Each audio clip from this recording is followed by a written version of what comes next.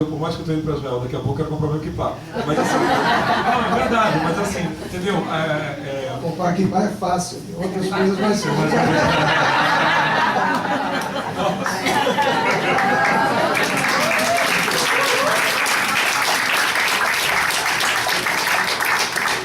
Mas assim, eu vou te falar, eu adoro vir aqui por isso.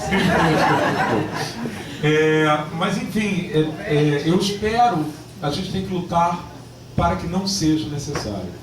Porque se a pessoa busca um espaço, é porque a autoestima dela de cidadão não está assegurada. Então, nosso papel aqui é lutar para que eles existam enquanto necessários. Tanto que muitos já não existem mais, já caíram.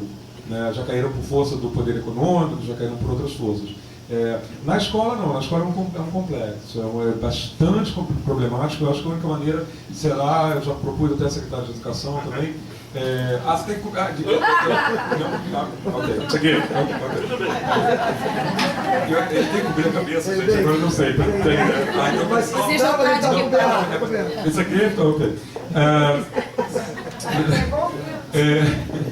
Então, assim, eu nas escolas já propus até a criação de grupos de pais e alunos, porque se a gente não discutir com os pais, não adianta, porque essa educação é dada em casa. E, infelizmente, vou falar uma coisa aqui que é uma verdade acadêmica. A mulher é mais machista do que o homem e ela cria o seu filho machista. Né? Então, na verdade, seja a homofobia, como seja os machismos, seja os índices de crimes contra as mulheres que existem hoje no país, eles têm a raiz no machismo. Né? Por que o gay, principalmente, não se assume homossexual? Porque ele acha que ele é menos homem, né? Seria menos macho, né? Isso pra gente não tem coisa pior, ser menos macho, caso ele fosse homossexual. Né? Tá vendo agora, por exemplo, esse movimento boy, né? Que se chama, é o homem que transa com o homem, mas ele não penetra. Porque a penetração seria uma coisa feminina, então a feminilidade que estaria na penetração seria uma coisa diminutiva, né? Ou seja, a mulher então é uma coisa menor. Quer dizer, a mulher, quantas vezes a mulher na sociedade foram vistas como uma coisa menor, mais frágil, quando eu acho que muito pelo contrário, eles são muito mais fortes do que nós homens. Até por não se fazer perceber isso, deixar o homem achar que ele é o mais forte. Isso é incrível. É a mais genialidade do mundo. Porque o homem tem a força muscular e a mulher tem a força do cérebro. E ela eu adoro trabalhar com mulheres por isso. Ela é organizada e, sabe, tipo, pô, caramba, quisera uma boa. Tem uma admiração enorme criada por mulheres muito fortes. Né? Mas existe essa questão do machismo que é a raiz da homofobia. Por isso que no nosso programa, o Rio Sem Preconceito, a gente luta contra a homofobia, mostrando que é a mesma luta contra o machismo, contra o racismo, contra a intolerância religiosa.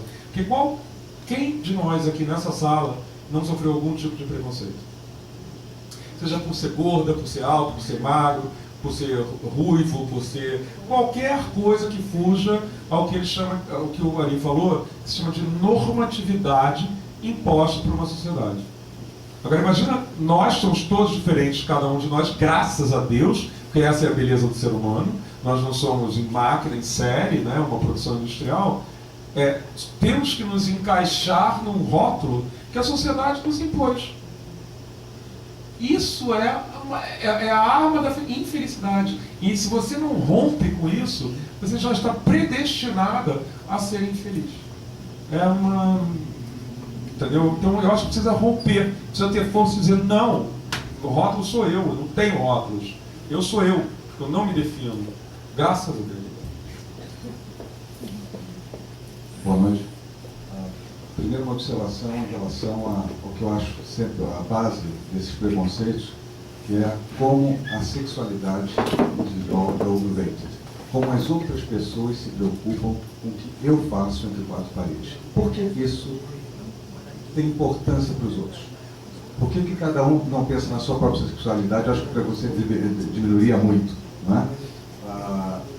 A importância da sexualidade geral é que cria esse tipo de preconceito. Eu não entendo porque acontece isso. A segunda observação é que eu considero que a ignorância é a mãe da intolerância, obviamente. Nesse sentido, você começou a falar em complementação aqui, disse aquela senhora, como vocês veem a educação em relação à ao preconceito. Educação religiosa, educação laica, educação cidadã. Para mim isso é a base. Você começar nas escolas, você ter campanhas, se tiver campanhas laicas, enfim, pelo Estado, mas também nas organizações das diferentes religiões, em relação à aceitação do outro, da diferença do outro, e não dar-se importância à sexualidade. E isso no Brasil, inclusive, você tem relações não mais homossexuais, mas homoafetivas, já tenta livrar um pouco esse estigma, né, da sexualidade, não da opção, mas as pessoas ainda acham que é a opção e não, enfim, condição sexual. Eu gostaria muito de sobretudo, o Rabino, me dar a sua opinião sobre como deveria ser a educação inclusiva nas escolas, sobretudo religiosas. Acho importante. How do you see education in schools? Right. There's an article being written right now. I was in contact with the journalist all week long about high schools, Jewish high schools, and dealing with gay and lesbian issues. Então, durante o fim de semana, eu tive contato com um jornalista dos Estados Unidos que está escrevendo um artigo justamente sobre a questão de como as escolas judaicas lidam com essa questão de inclusão de gays e lésbicas. And you know, you're absolutely right that why should it upset anybody what you do in the privacy of your home, in your bedroom? It's in a certain deep way, it's really none of anybody's business, right? Você tem razão, ninguém tem nada a ver com isso que você faz entre quatro paredes, não interessa ninguém isso. And I think that it's fair I communicate to rabbis that it's really important that they understand their own limits in regards to that kind of control or involvement, and that I think it's really actually fair. Rabbis and religious leaders in general are struggling to kind of manage what the public expression of homosexuality is rather than the private one. And on that issue is a better issue for us to address than one, okay? So, anyway, but I just want to repeat, you want to say it? Não, ele está dizendo só que as pessoas estão tentando distinguir exatamente o que seria a representação pública da questão da homossexualidade. So here's where the public, rubber meets the road, you might say, and that is, I'm trying to speak with principals of schools, and they say, if we talk about this, we will give our kids ideas about how to behave. And so the reason your behavior in your bedroom is of other people's concern is an irrational and misplaced fear of parents that if their kids even think about what you might be doing in your bedroom, they might, experiment. Então, que ele tem às vezes contato justamente com os diretores de escola. Os diretores de escola têm medo exatamente de, ao falar sobre a questão, estar apontando condutas para as crianças, né? E que esse interesse pelo que acontece em quatro paredes vem desse lugar assim, imaginário de que as crianças venham a pensar o que esse interesse vem do que acontece ali, com a curiosidade do que acontece ali. So I think it's just an educational project. Right now, that's what I'm doing. I'm trying to get psychologists and principals to talk about why it's important to give young people an open conversation about sex, and to calm the parental fear that conversation will invite them, tempt them into playing all that out, early in their teen years. Então ele está tentando juntar nesse momento diretores de escola e psicanalistas para tentarem pensar como lidar com isso, para que os pais não fiquem com esse temor, né, de que falar sobre a sexualidade com essa amplitude venha levar as crianças a quererem seguir esse caminho ou vivenciar isso.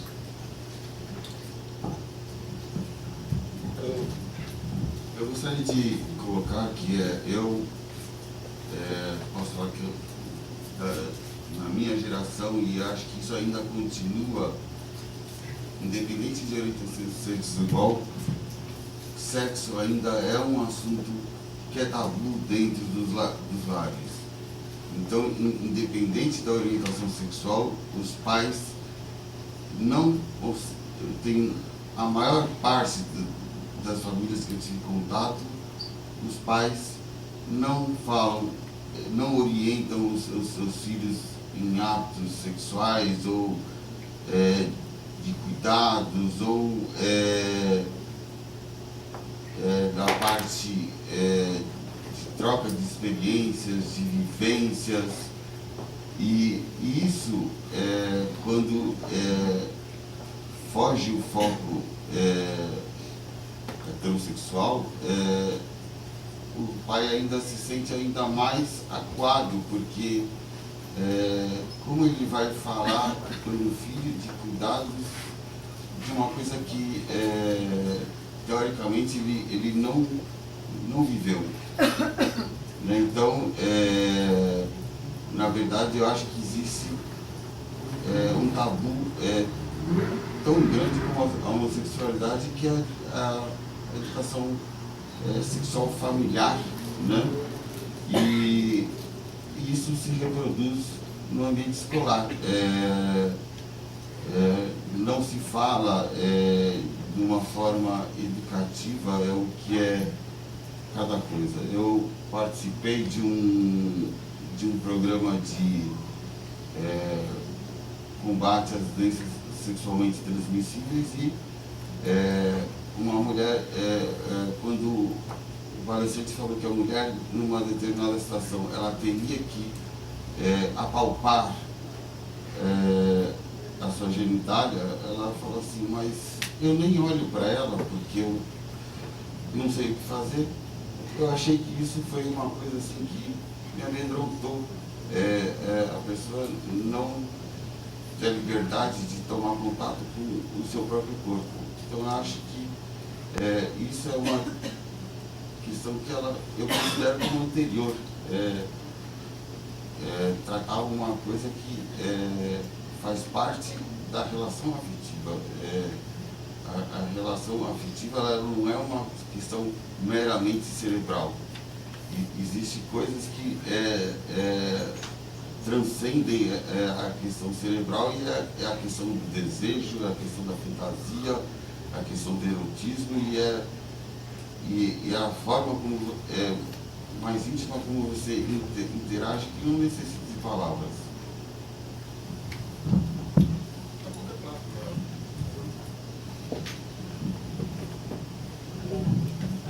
Eu vou fazer uma pergunta pro Rabino. Posso fazer em inglês diretamente para ele? E também acho que se o Carlos quiser complementar, acho que seria maravilhoso. I'm quite curious about how you feel about marriage in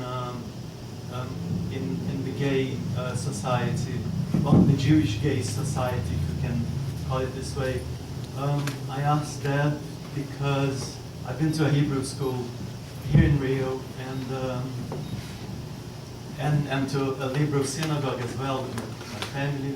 And what I feel is that family is the base of Judaism. And we also know that that the gay lifestyle, if you call it so, is possibly goes the other way, or I mean, of course, it manifests sexuality. Gay sexuality manifests itself in many different ways, but at least the way it's seen or known is quite how can I say it, free. So I'm just curious about your idea of marriage. And Can I ask you your name? Daniel. Daniel. We don't have a full enough time, but I think it's a very deep and important question. Jesus makes disciples. Abram and Sarah make babies. It's a very different trajectory for the production of the future of the faith, right? Like, Paul makes converts, right? Abram and Sarah make babies. So So the Should I translate?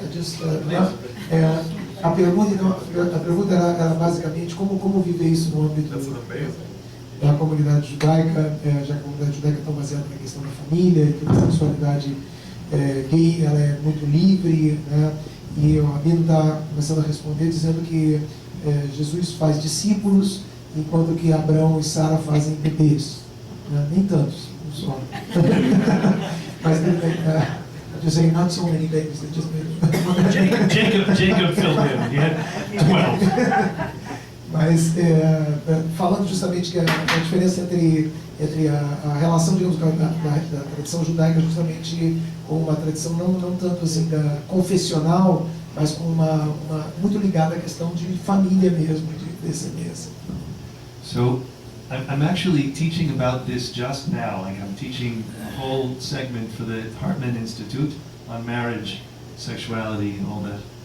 And so it's much more than we can talk about here, but I just want to say one thing, and that is that we need to do two things. We need to make every resource available to help gay people find partners that they can commit to and find ways of making families. And we need to deeply commit to trusting their desire and ability to do that. Então, eu estou até trabalhando nisso para o Hartman Institute, sobre a questão de casamento, famílias, e eu acho que isso é uma das coisas mais importantes, é tentar fazer com que as pessoas tenham recursos para construir e tentar, pessoas gays tenham possibilidade de construir família, como estabelecer relações estáveis que possam permitir o surgimento de família. And then we need to make room as well for all the people who will not marry and who will not have children. And it's not only the gay people. E aí a gente também tem que abrir espaço para todas as pessoas que não vão ter filhos, e isso não inclui só as pessoas que são gays, são outras pessoas também.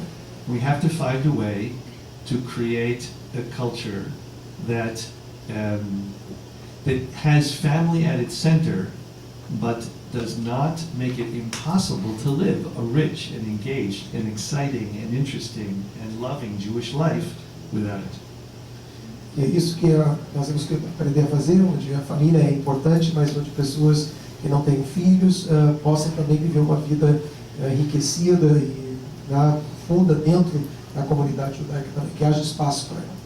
It says, "Be fruitful and multiply and fill the earth," and that's the mitzvah of pru u'revu. E diz que você tem que multiplicar, crescer e multiplicar, e essa é justamente a mitzvah de procriar. But you see, it's really interesting. Lifrot means to be fruity, to be rich and sweet. And revu can mean many, but it also can mean great. So I would say the other way to read it is be fruity and great. And it doesn't necessarily mean that the only way to transmit your life and make it a resource for the future is through children. It's a great way, but there are other ways to dedicate your life as a Jew to a future you will not see. And that is the essence of the covenant.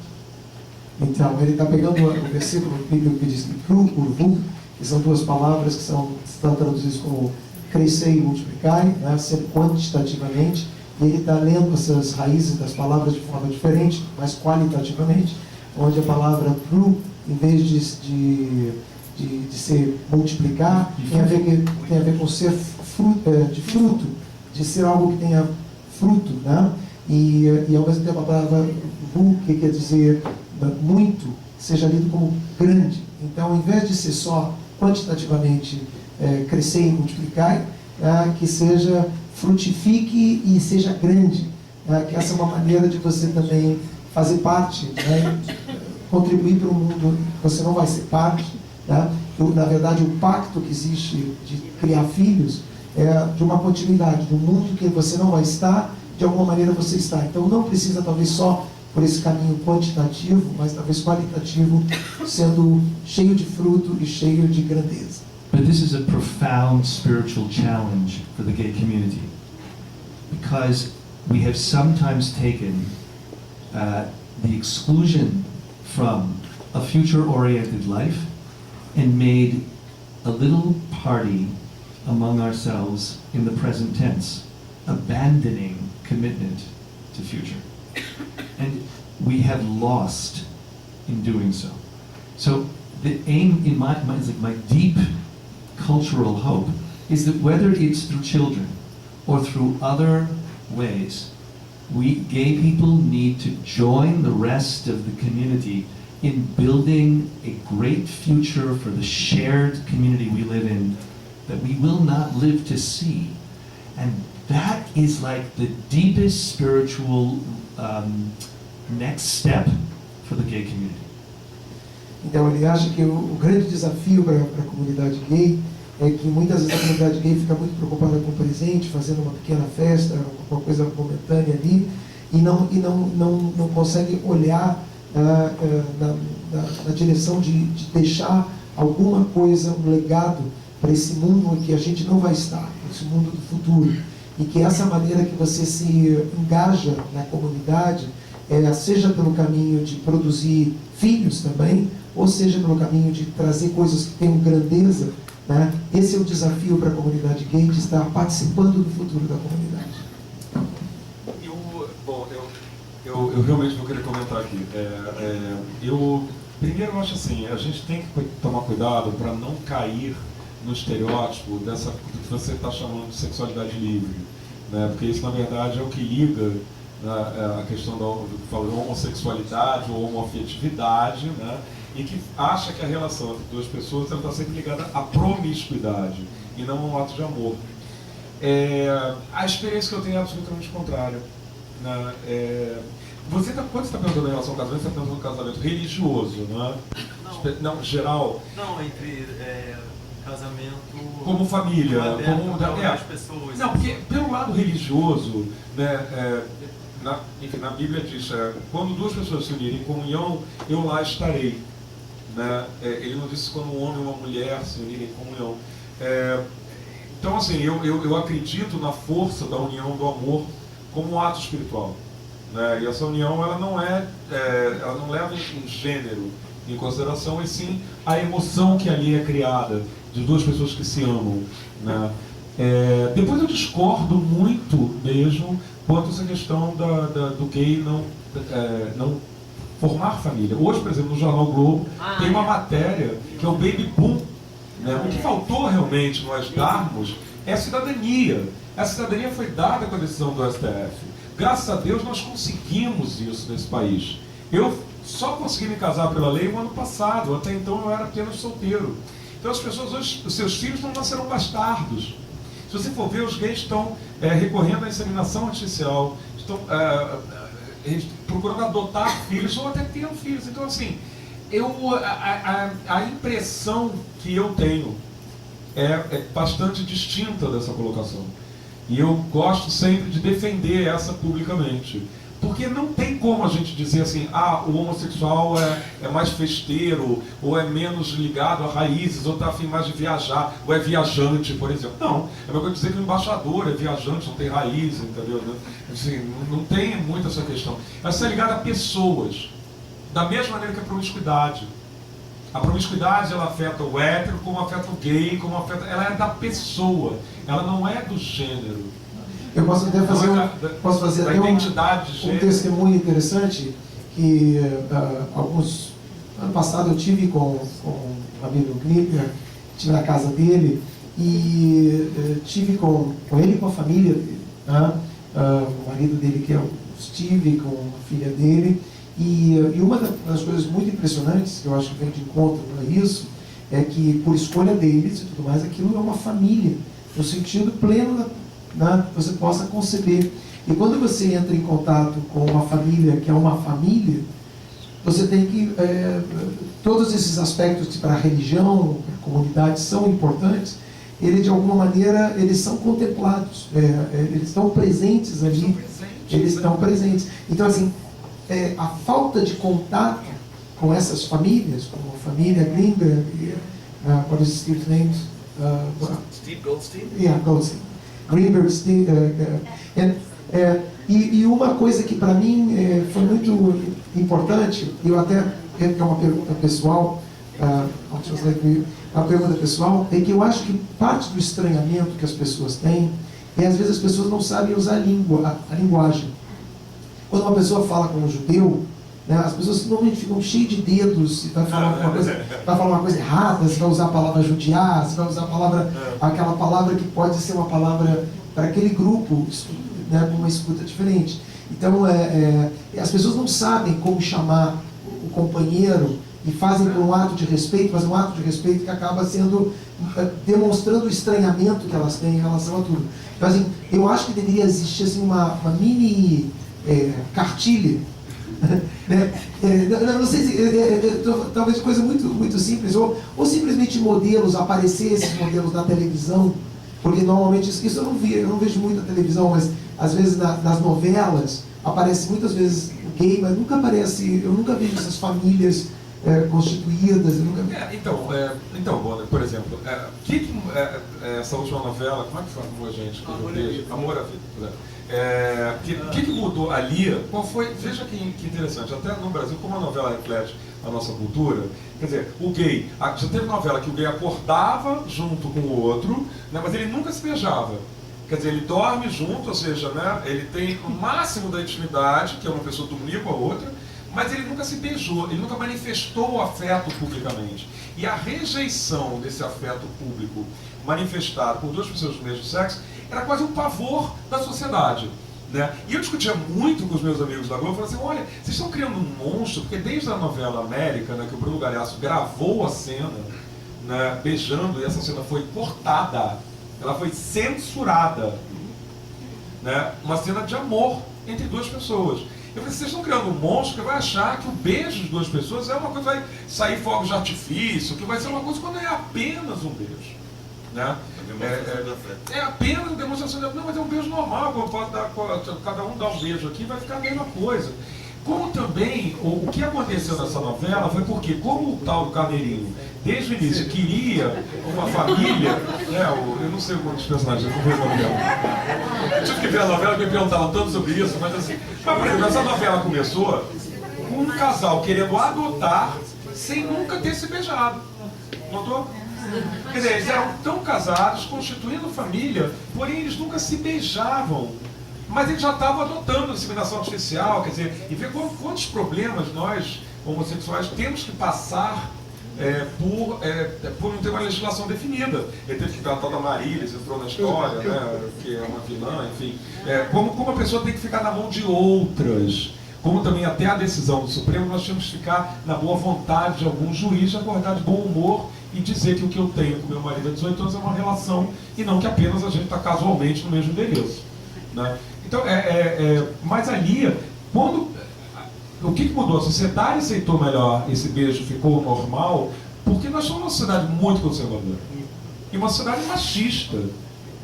Então, quando esse cara queria, na verdade, construir família e lutar pelo filho, aquele beijo veio naturalmente. A não existência, tanto que, na verdade, quem pediu o beijo não foi a comunidade gay. A comunidade gay não escreve para Globo. A comunidade gay acha Globo ó, entendeu? Não sei o que, papai, não tem esse costume de ficar lá. Quem escreve são as pessoas mais... olha, não pode, eu estou me sentindo ofendida. Ofendida com o quê? Com o amor de duas pessoas? Acho isso muito temerário. Quando uma pessoa se ofende com o amor de duas pessoas manifestado de maneira pura, de maneira bonita, acho que essa pessoa precisa realmente se tratar. Mas mas eu digo isso de uma maneira bastante séria até. Recomendação técnica. Mas acho que nós não podemos deixar de manifestar o nosso afeto. E que existe lei municipal, inclusive, que garante a manifestação de afeto em público na lei do Rio de Janeiro. Mas é importante que nós mostramos. E o conceito de família, por exemplo, eu mesmo que não tenha filhos, o que eu tenho com o André é uma família, né? Nós não podemos colocar o conceito de família ligado à procriação. Até porque, meu Deus do céu, desculpa, mas assim, hoje a gente vive num mundo de 6 bilhões de pessoas que, se os chineses tivessem todos os filhos, pudessem ter filho à vontade, não teria mais comida para as pessoas fazerem 2 refeições por dia. Então não tem como ficar também, crescer e multiplicar e tantos assim. Crescer e multiplicar, mas por favor, dá um tempo aí, né? Tem que ter uma nova adaptação de quando os livros sagrados foram escritos. Desculpa eu colocar isso, que é altamente complexo, mas assim, a gente não dá para procriar. Meu avô teve 13 irmãos. Né? Hoje. Mas é importante que o Rabino estava falando exatamente isso. Ele estava falando que tem que ter espaço para quem não quer ter filhos. Que não quer ter e